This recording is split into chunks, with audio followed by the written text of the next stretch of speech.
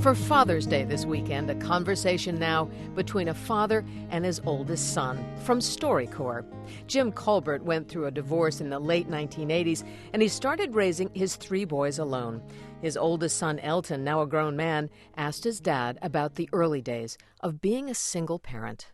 When the separation occurred, I was 13, and being the oldest, I think it kind of hit me the hardest. How did it hit you when you found out that you were going to get sole custody? It was a huge change in my life.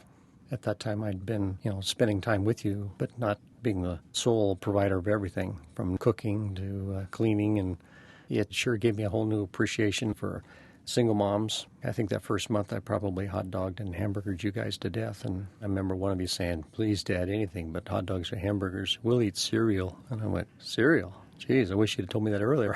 Yeah, I'm sure. You didn't grow up in the same kind of atmosphere. Can you tell me some of the things that lacked in your relationship with your father that you tried to instill in us? My dad and my mom got divorced when I was 3. I lived with my dad, and I don't ever remember my dad telling me he loved me. I don't ever remember my dad giving me a hug. I do remember my dad being super critical. If you didn't do something the way he wanted it, you got pounded.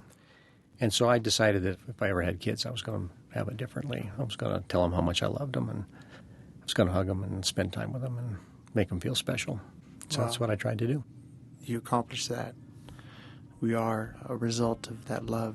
So thank you for making that effort. Well, thank you. I don't think there's a higher calling that a man could have than to be a dad.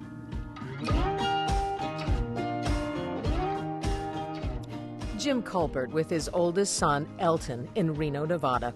Their conversation and all the others will be archived at the Library of Congress. Subscribe to the StoryCorps podcast at npr.org.